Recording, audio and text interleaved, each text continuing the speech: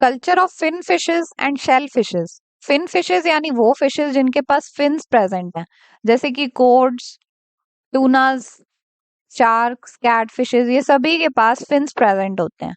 And shell fishes यानी वो जिनके पास शेल्स प्रेजेंट हैं, जैसे कि क्रस्टेशियंस, मोलस्क। इन दोनों ही तरह की फिशेस को ब्रैकिश वाटर में ग्रो करवाया जाता है, तो इसे हम पढ़ेंगे under brackish water culture. Brackish water यानी वो वाटर जिसमें मरीन वाटर के कंपैरेटिवली कम सॉल्ट है और फ्रेश वाटर के कंपैरेटिवली ज्यादा सॉल्ट है, यानी कि ऑप्टिमम अमाउंट में सॉल्ट प्रेजेंट होता है इसमें। अब ये जो ऑर्गेनिजम्स हैं, इनको अपनी ग्रोथ के लिए फ्लक्चुएटिंग सैलिनिटी चाहिए होती है, मतलब सॉल्ट कंटेंट कांस्टेंट नहीं होना चाहिए वाटर में, चेंजिंग होना चाहिए। तो ऐसे ऑर्गेनिजम्स जिनको फ्लक्चुएटिंग सैलिनिटी चाहिए, they are called as euryhaline organisms. Eury means wide range and haline word use करते हैं सॉल्ट के लिए, तो wide range of salt content is preferred. अब देखते हैं कुछ फिशेस जिनको ब्रैकिश वाटर में ग्रो करवाया जाता है। This is चैनोस चैनोस। चैनोस चैनोस एक हर्बीवोरस फिश है। यहाँ हम इसकी फीडिंग लिख रहे हैं, फीडिंग हैबिट्स, और क्या फूड है यहाँ लिखेंगे। हर्बीवोरस फिश है, जो इसका लार्वा है वो जूप्लैंक्टन्स पे फीड करता है और एडल्ट साइनोबैक्टीरिया पे फीड करता है या फिर कुछ सॉफ्ट एल्गीज पे फीड करता है। Then next is mugil cephalus. Mugil cephalus omnivore है। ये जूप्लैंक्टन,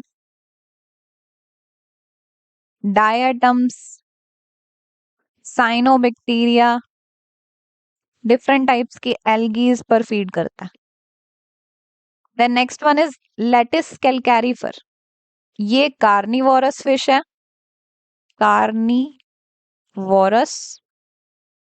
जो इसके जुवेनाइल्स हैं वो ओमनीवोरस होते हैं एंड ये अपॉर्चुनिस्टिक प्रेडेटर है, मतलब अगर इसको कोई प्रे मिल गया तो ये उसको मार के फिर खा लेगी। So it is a opportunistic predator. और वैसे जनरली ये फाइटोप्लैंक्टन्स पर फीड करेगी या फिर श्रिम्प्स पर फीड कर लेगी। अब देखते हैं इन ब्रैकिश वाटर फिन फिशेस को कल्चर करने के कुछ मेथड्स। पहले हम पर्टिकुलरली फिन फिशेस को कल्चर करने के मेथड्स देख रहे हैं, इसके बाद हम शेल फिशेस को कल्चर करने के मेथड्स भी देखेंगे। तो फर्स्ट मेथड है भास बंद या बेरी कल्चर। भास बंद या बेरी क्या होता है? आपको एक आर्टिफिशियल पॉन्ड बनाना है या फिर ऑलरेडी पॉन्ड प्रेजेंट है तो उसको भी यूज कर सकते हैं।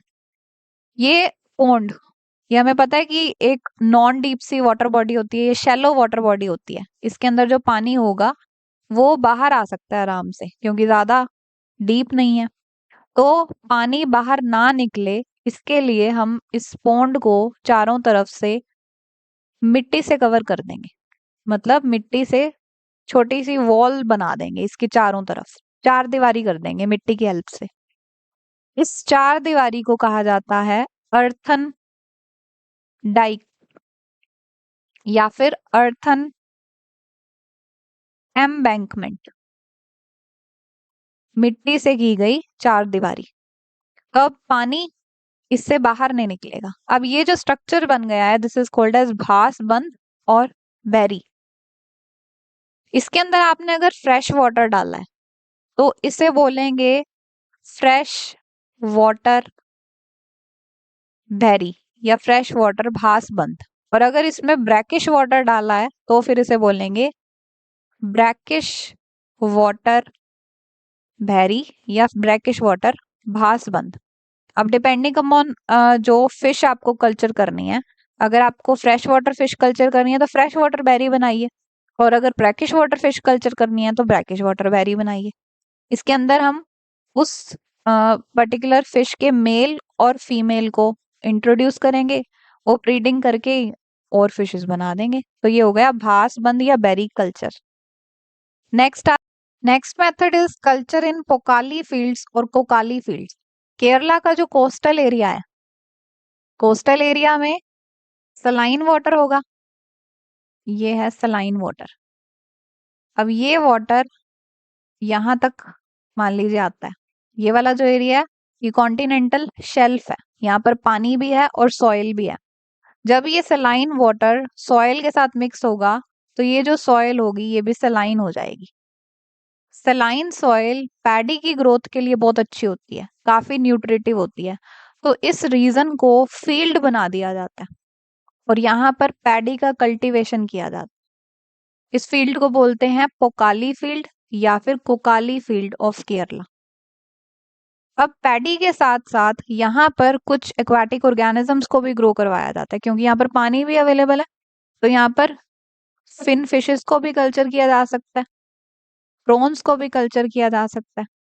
ये ग्रोथ कुछ इस तरह से करवाई जाती है कि जैसे पहले पैडी को कल्चर किया, फिर फिन फिशेस को कल्चर किया, फिर प्रॉन्स को कल्चर कर लिया, तो इसे बोला जाता है paddy fish rotational cultivation method in Pokkali field और कोकाली field. Third culture method is induced breeding method. इसमें आपने एक इमेच्योर मेल फिश लेनी है और इमेच्योर ही फीमेल फिश ले लेनी है।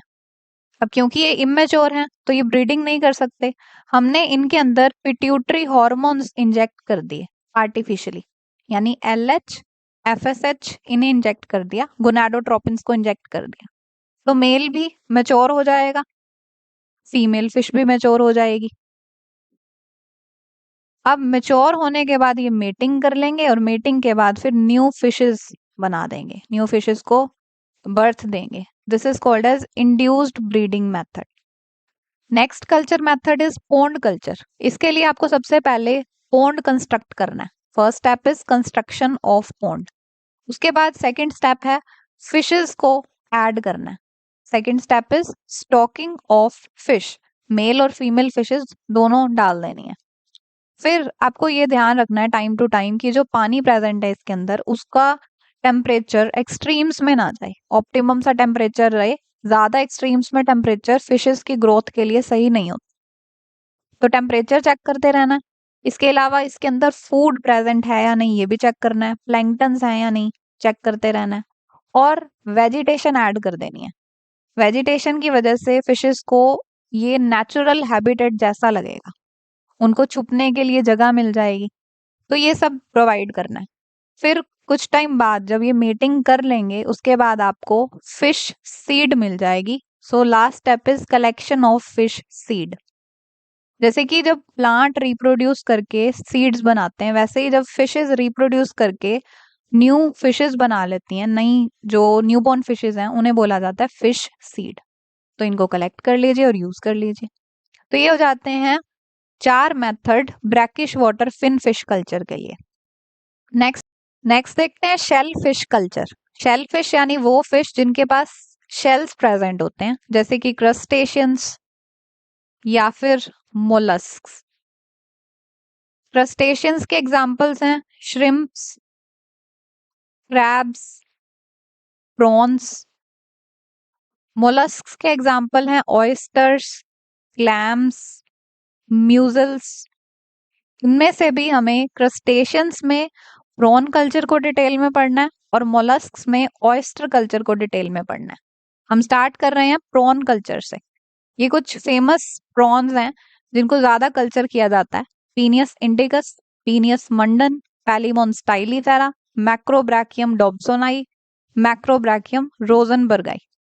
इनमें से भी जो प्रॉन्स फ्रेश वाटर वाले हैं उन्हें हम स्टडी करेंगे under fresh water prawn culture, और जो ब्रैकिश वाटर में ग्रो होते हैं they will be studied under brackish water prawn culture. तो पहले कर रहे हैं fresh water prawn culture. Fresh water prawn है मैक्रोब्रैकियम रोजनबर्गाई, दिस वन। इन्हें कल्चर कराने का क्या प्रोसीजर है? सबसे पहले हमें साइट सेलेक्ट करनी है जहां पर कल्चरिंग करवानी है। उसके बाद जिन प्रॉन्स को कल्चर कराना है उन प्रॉन्स को उनकी नेचुरल हैबिटेट से इस साइट पर, सेलेक्टेड साइट पर ट्रांसपोर्ट कराना है। Second step is transportation. मान लीजिए कि ये किसी फ्रेश वाटर बॉडी में मिल रहा है प्रॉन, जैसे रिवर में है मान लीजिए, तो रिवर से आप इसे कलेक्ट करेंगे, वेल इरेटेड टैंक्स में इन्हें डालेंगे, मतलब जिनमें ऑक्सीजन की प्रॉपर सप्लाई हो उन टैंक्स में डालेंगे। उन टैंक्स को व्हीकल पर रखेंगे और फिर व्हीकल के थ्रू इस सेलेक्टेड साइट पर ट्रांसपोर्ट कर देंगे। तो अब हमारे पास इस साइट पर प्रॉन्स आ गए हैं। इन प्रॉन्स में से मैच्योर मेल और मैच्योर फीमेल को सेपरेट करके एक नए टैंक में डाला जाएगा। Mature male and females are called as brood. So third step is brood collection. अब ये जो दूसरा टैंक हमने लिया है, इसमें जो पानी होगा हमें ध्यान रखना है कि क्लीन होना चाहिए, ऑप्टिमम टेम्परेचर, ऑप्टिमम पीएच होना चाहिए और वेल एरेटेड होना चाहिए, मतलब ऑक्सीजन की अच्छी सप्लाई होनी चाहिए। अब जो मेल और फीमेल फिश है, सॉरी प्रॉन है, मेल एंड फीमेल, ये मेटिंग करेंगे और मेटिंग के 24 आवर्स के बाद ये एग लेइंग करेंगे। एग को ग्रुप्स में ले किया जाता है। Group of egg is called as spawn. So next step is spawning और एग लेइंग। अब देखिए जो फीमेल है, जिनके पास फर्टिलाइज्ड एग होते हैं जस्ट लेइंग करने से पहले, उन फीमेल्स को कहा जाता है berried female, that is fertilized egg carrying female. तो बैरिड फीमेल्स ने स्पॉनिंग कर दी, मतलब एग्स रिलीज कर दिए। इन एग्स को फर्दर नेक्स्ट टैंक में ट्रांसफर करेंगे। अगेन वो भी वेल इरेटेड होना चाहिए, ऑप्टिमम पीएच, ऑप्टिमम टेम्परेचर होना चाहिए। अब ये स्पोन कुछ टाइम के बाद, इंक्यूबेट होने के बाद हैचिंग करेंगे और हैच होने के बाद इनमें से लार्वे रिलीज होंगे। इन लार्वास को फर्दर नए टैंक में ट्रांसफर किया जाता है। इस टैंक में है लार्वा। अगेन ये जो टैंक है, इसमें भी वही सारी कंडीशंस होनी चाहिए। पीएच शुड बी 7 ऑप्टिमम है, temperature should be from 24 to 30 degree Celsius, इतनी रेंज का होना चाहिए, इससे ज्यादा या कम नहीं होना चाहिए। अब इन लार्वास को आर्टिफिशियल डाइट दी जाती है, steamed egg, fish egg, custard, ये सब खिलाया जाता है। अब ये खाना हैचिंग होने के जस्ट बाद स्टार्ट नहीं कर देते, फीडिंग होती है हैचिंग होने के 2 से 3 दिन बाद। हैचिंग के 2 to 3 डेज के बाद ये खाना शुरू करते हैं और फिर डेवलप होना शुरू करते हैं। अब जैसे जैसे खाना मिलता है, न्यूट्रिशन मिलता है, तो ये डेवलप होंगे। डेवलपमेंट के लिए इनमें मोल्टिंग होती है। 2 मोल्ट्स होने के बाद ये 5 सेंटीमीटर लेंथ अटेन कर लेते हैं। 5 सेंटीमीटर लेंथ अटेन करने के बाद इनको आर्टिफिशियल पोंड में डाल दिया जाता है। आर्टिफिशियल पोंड में डाल दिया। इस पोंड में ये ग्रो करते हैं। 6 मंथ्स तक यहाँ पर इन्हें रखा जाता है। इस पोंड में ये 20 to 22 सेंटीमीटर लेंथ अटेन कर लेते हैं और 100 ग्राम्स का वेट अटेन कर लेते हैं इन 6 मंथ्स। 6 मंथ्स। अब 6 मंथ के बाद ये बिल्कुल एडल्ट बन जाते हैं, एडल्ट प्रॉन है, आप इसको हार्वेस्ट कर सकते हैं। So last step is harvesting of prawn. अब देखिए इन्हें कल्चर क्यों किया जा रहा है, क्योंकि इनके फ्लैश को कंज्यूम किया जाएगा। तो जब तक इन्हें सेल नहीं किया जाता तब तक इन्हें इसी आर्टिफिशियल पॉन्ड में रखना होता है बिफोर हार्वेस्टिंग।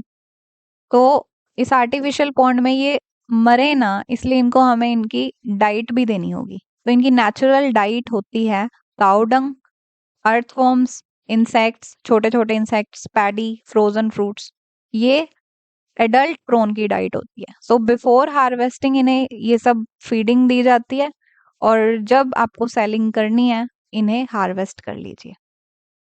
नेक्स्ट देखते हैं ब्रैकिश वाटर प्रॉन कल्चर। इसके लिए भी सबसे पहले साइट सेलेक्ट करनी है।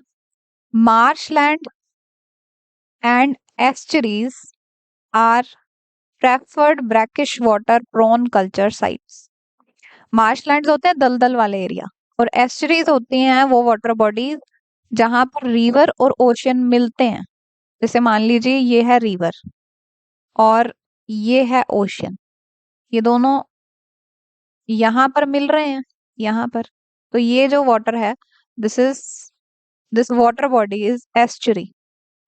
इसमें ओशन का सलाइन वाटर भी है और रिवर का फ्रेश वाटर भी है, दोनों मिलके एक ऐसी वाटर बॉडी बना रहे हैं जिसमें ऑप्टिमम सॉल्ट है। इस ऑप्टिमम सॉल्ट वाले वाटर को कहते हैं ब्रैकिश वाटर। और ये वाटर बॉडी है एस्चुरी। तो चाहे मार्शलैंड या एस्चुरीज एज अ साइट आप यूज कर सकते हैं। इस सेलेक्टेड साइट पर आपको जिन प्रॉन्स को कल्चर करना है उन प्रॉन्स को उनकी नेचुरल हैबिटेट से ट्रांसपोर्ट करवा कर लेकर आइए। Second step is transportation.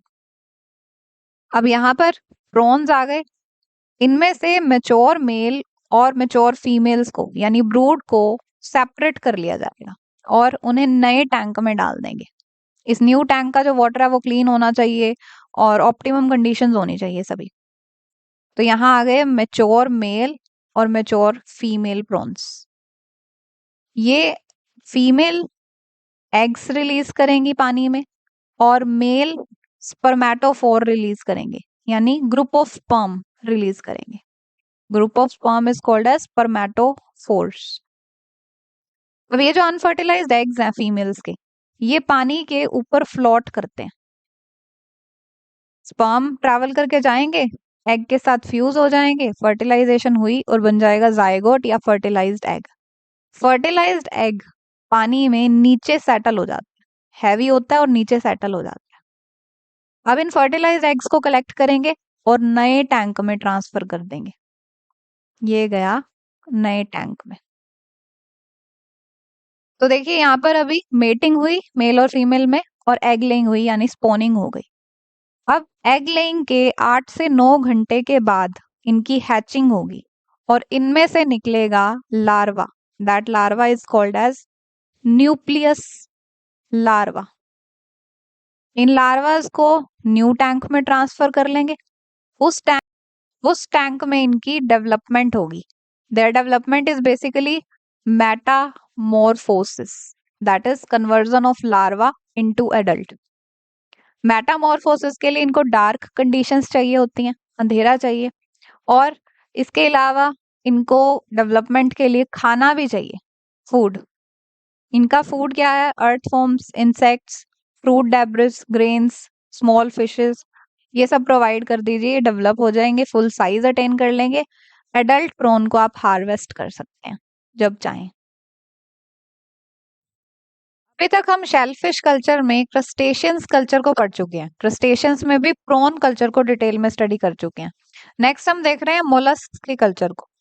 तो ये आप देख रहे हैं डिफरेंट टाइप्स के मोलस्क लाइक सिफेलोपोड्स, ऑयस्टर्स, म्यूजल्स, गैस्ट्रोपोड्स, ये भी सब इनके एग्जांपल्स हैं। इन सब में से भी ऑयस्टर्स को सबसे ज्यादा ग्रो किया जाता है। तो हम डिटेल में पढ़ने वाले हैं ऑयस्टर कल्चर को। तो देखिए ये एक वाटर बॉडी है। जब भी ऑयस्टर कल्चर किया जाता है तो 2 टेक्निक से किया जा सकता है। उन टेक्निक्स को देखते हैं।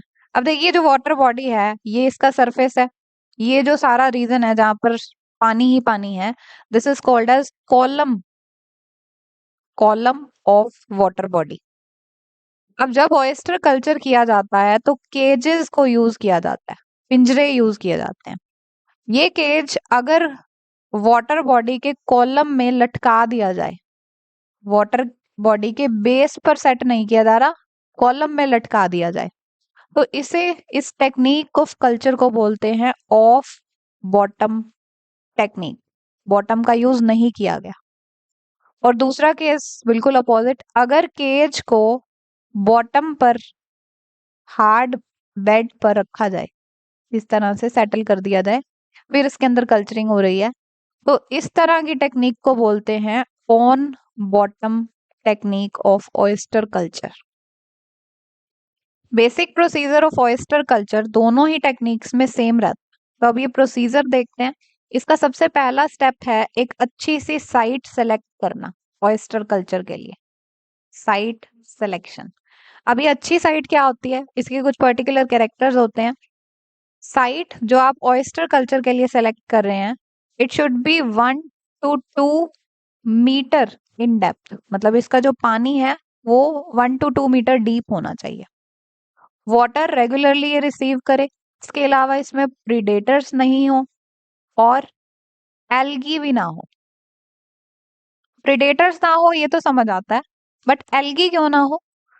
एल्गी ऑक्सीजन को कंज्यूम कर लेती है, तो अगर ऑक्सीजन को एल्गी कंज्यूम कर लेगी तो वाटर में ऑक्सीजन की कमी होगी, वाटर में ऑक्सीजन डिप्लीशन हो जाएगा, तो ऑयस्टर को भी ऑक्सीजन नहीं मिल पाएगी, इसलिए एल्गी नहीं होनी चाहिए। अब साइट सेलेक्ट कर ली, उसके बाद second step is seed collection.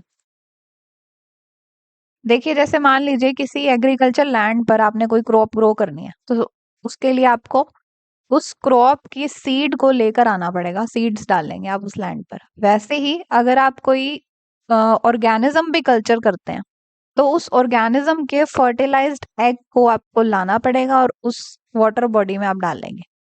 तो fertilized egg is called as seed. जैसे फिश की सीड है, तो समझ लीजिए कि फिश का फर्टिलाइज्ड एग है। वैसे ही ऑयस्टर की सीड यानी फर्टिलाइज एग ऑफ ऑयस्टर। तो इसे कलेक्ट करके लाएंगे।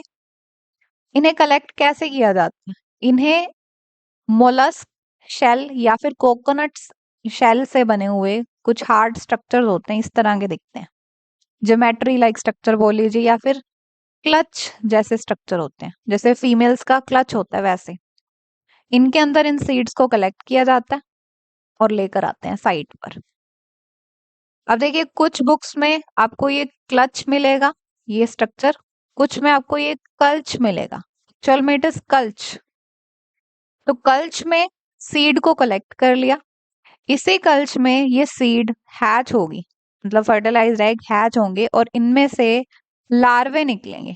इसी के अंदर लार्वे रिलीज हो जाएंगे। That larvae are veliger larva. तो यहाँ पर विलिगर लार्वे आ गए। ये veliger larvae 30 mm size attain करेंगे इसी कल्च के अंदर। जब ये 30 mm का साइज अटेन कर लेंगे, तब इन्हें बोला जाएगा स्पैट्स। ये स्पैट्स सरफेस पे अटैच होने के लायक होते हैं। अब इन स्पैट्स को इस सिलेक्टेड साइट पर छोड़ दिया जाएगा और इस साइट पर इनको पाला जाएगा। So third step is rearing of spats. ये रियरिंग 2 मंथ्स तक चलती है, 2 महीनों तक इन्हें पाला जाता है। तो क्या किया जाएगा, इस वाटर बॉडी में एक केज हैंग किया जाएगा। अगर इसे कॉलम में हैंग किया जा रहा है, फिर ये हो गया ऑफ बॉटम। और अगर इसे हैंग नहीं किया जा रहा, बॉटम पे सेट किया जा रहा है इस तरह से, तो अब ये हो गया ऑन बॉटम। अब इस केज के अंदर हम स्पैट्स को छोड़ देंगे, उन यहीं पर इनको खाना देंगे, जो भी इनकी रिक्वायरमेंट्स हैं वो पूरी करेंगे। तो ये तो हो गई of bottom technique of oyster culture और ये हो गई ऑन बॉटम टेक्निक। इसके अंदर स्पैट्स पूरे ग्रो हो जाएंगे 2 मंथ्स में, फिर हम उनको हार्वेस्ट कर लेंगे। Fourth step is harvesting and shucking. Now what is shucking? जो फुली ग्रोन ऑयस्टर हैं, स्पैट्स ग्रो होके ऑयस्टर बन चुके हैं, उनमें से मीट को रिमूव करा जाएगा। Process of removal of meat is called as शकिंग।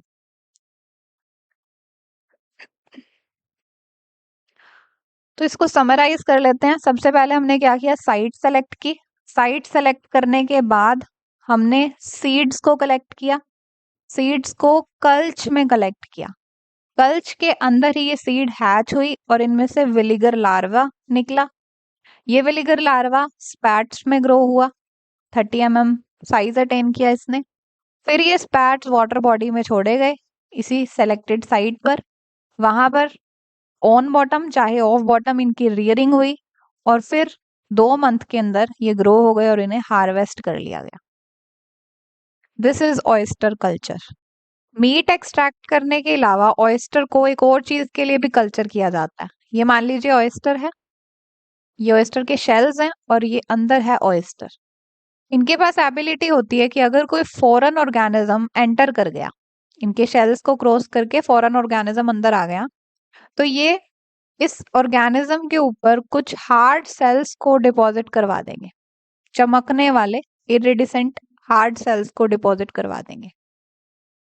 अब ये जो स्ट्रक्चर बन गया hard structure, this structure is called as pearl. So naturally oysters pearl बनाते हैं। इस चीज को हम आर्टिफिशियली एक्सप्लॉइट भी कर सकते हैं। अगर मान लीजिए हम ऑयस्टर्स के शेल को ओपन करवा के अंदर फॉरेन ऑर्गेनिज्म डलवा दें, तो ये फॉरेन ऑर्गेनिज्म के ऊपर पर्ल बना देंगे। जो इंडस्ट्रीज ये सब कर रही हैं, पर्ल को ऑब्टेन करने के लिए ऑयस्टर्स को कल्चर कर रही हैं, उन इंडस्ट्रीज को कहा जाता है पर्ल फिशरीज। जिन ऑयस्टर्स को पर्ल ऑब्टेन करने के लिए कल्चर किया जाता है उन्हें कहा जाता है pearl oysters. Popular Indian pearl oysters are Pinctada fucata, Pinctada chemnitzii, Pinctada maxima. Pearl oysters sedentary organism है, यानी बॉटम के साथ अटैच्ड है या फिर हार्ड रॉक सरफेस से अटैच्ड है। जिन रॉक्स के साथ ये अटैच्ड होते हैं उन रॉक्स को कहते हैं पार।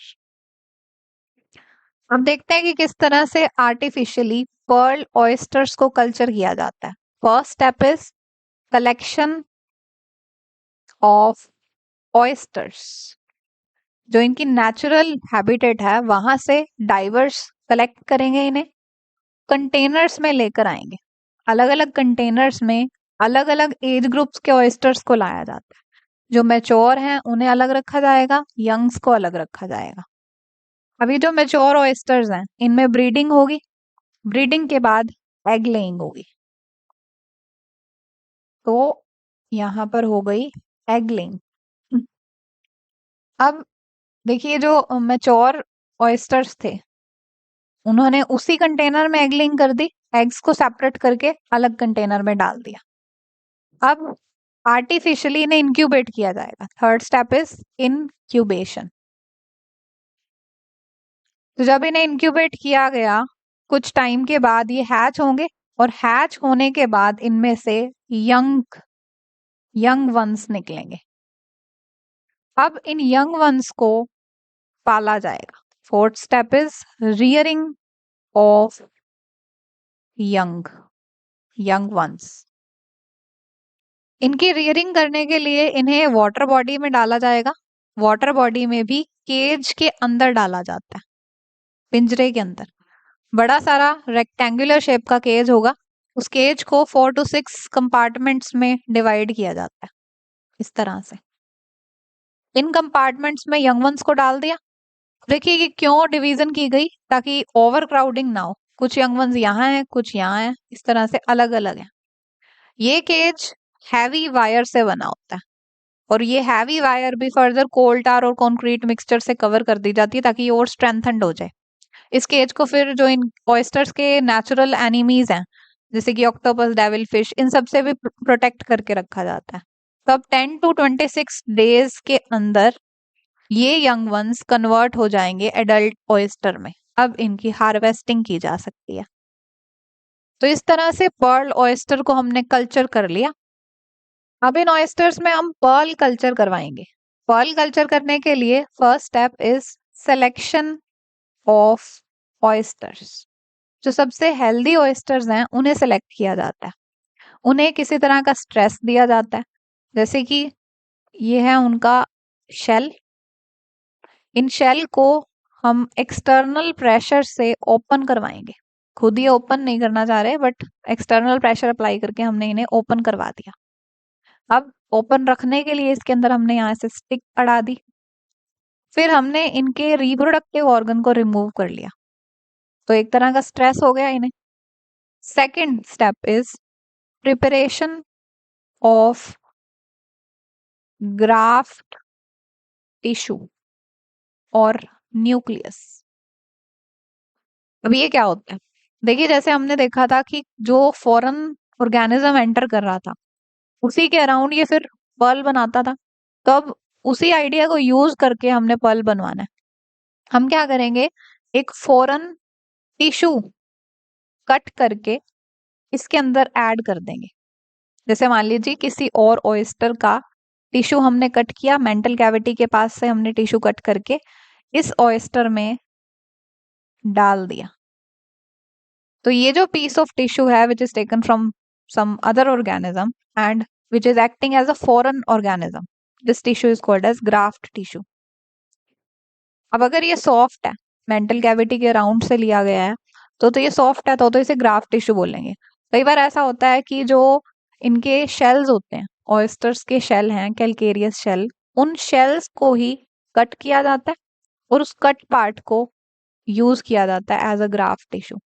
तो उस हार्ड स्ट्रक्चर को as a foreign material use किया जा रहा है। This hard structure is called as nucleus. तो ग्राफ्ट टिश्यू या न्यूक्लियस में इतना फर्क है कि ग्राफ्ट टिश्यू सॉफ्ट होता है, न्यूक्लियस हार्ड होता है।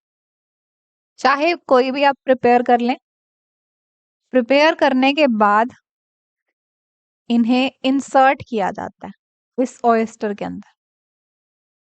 तो third step is insertion of graft tissue और न्यूक्लियस। जनरली न्यूक्लियस को अच्छा माना जाता है क्योंकि न्यूक्लियस हार्ड होता है, जिस भी शेप का होगा उसके अराउंड जब सेल्स की डिपोजिशन होगी, अच्छे से डिपोजिशन होगी, ये अंदर न्यूक्लियस की शेप बिगड़ेगी नहीं क्योंकि ऑलरेडी हार्ड है। तो जो पर्ल ऑब्टेन होगा वो अच्छे स्ट्रक्चर का होगा। बट जो ग्राफ्ट टिश्यू है वो सॉफ्ट हो, तो वो खुद ही अलग सी शेप का हो सकता है। तो पर्ल जो बनेगा उसकी शेप भी थोड़ी टेढ़ी मेढ़ी हो सकती है अगर ग्राफ्ट टिश्यू इंसर्ट किया। तो न्यूक्लियस सबसे ज्यादा अच्छा माना जाता है। सो जो भी लिया, प्रिपेयर कर लिया, ग्राफ्ट टिश्यू और न्यूक्लियस इंसर्ट कर लिया। इंसर्शन के बाद ये मान लीजिए हमने ग्राफ्ट टिश्यू लगाया या न्यूक्लियस लगाया। अब हम जानते हैं कि ये oyster which was subjected to some stress, ये कुछ हार्ड सेल्स को इनके अराउंड डिपॉजिट करना स्टार्ट कर देगा।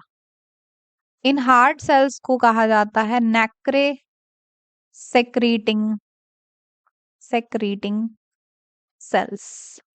ये कुछ इरेडिसेंट मटेरियल, चमकने वाला मटेरियल प्रोड्यूस करते हैं, तभी तो जो पर्ल होता है वो चमकता है, सुंदर होता है। तो ये नेक्रे सेक्रीटिंग सेल धीरे धीरे डिपॉजिट होते रहेंगे और पर्ल तैयार होता रहेगा। तो इंसर्शन हो गई। अब हम क्या करेंगे, इस ऑयस्टर को वाटर बॉडी में छोड़कर आएंगे। 2 to 3 मीटर डेप्थ पर हम इसे छोड़कर आएंगे, वहां पर इसकी डेवलपमेंट होगी। तो fourth step is called as development.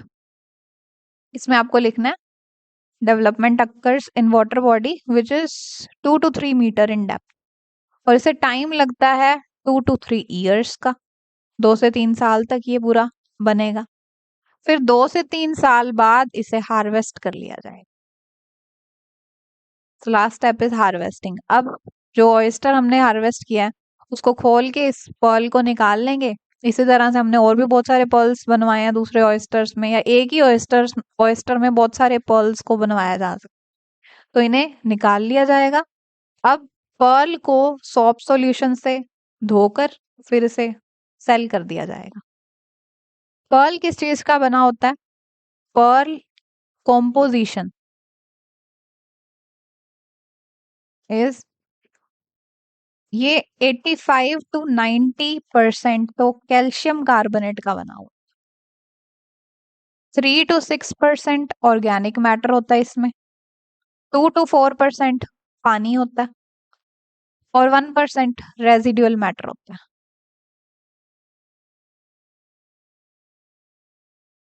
अब हम पर्ल कल्चर को डायग्रामेटिकली भी देखेंगे। जिस ऑयस्टर को हमने स्ट्रेस दिया था, ये उस ऑयस्टर की मेंटल कैविटी है। इस कैविटी में हम न्यूक्लियस या ग्राफ्ट टिश्यू को इंसर्ट करेंगे। इसी ऑयस्टर के पास कुछ ऐसे सेल्स की लेयर है जो कि इस न्यूक्लियस के around calcium carbonate, nacre secreting cells, organic matter, residual matter, water, इन सबको डिपॉजिट कराएगी। यानी कि पर्ल जिस चीज का बना हुआ है उन सब चीजों को डिपॉजिट कराएगी। इस लेयर ऑफ सेल को कहा जाता है मदर ऑफ पर्ल लेयर। धीरे धीरे डिपोजिशन होती जा रही है, ये न्यूक्लियस मेंटल कैविटी में धंसता जा रहा है। This is embedding of nucleus. और नीचे जा रहा है, लेयर्स को क्रॉस कर रहा है, सेल्स की डिपोजिशन होती जा रही है। फिर एक टाइम ऐसा आएगा कि हमें पाउच लाइक स्ट्रक्चर देखने को मिलेगा इस न्यूक्लियस के around. This is called as marsupium. Finally 2 to 3 years के बाद पर्ल रेडी हो जाएगा।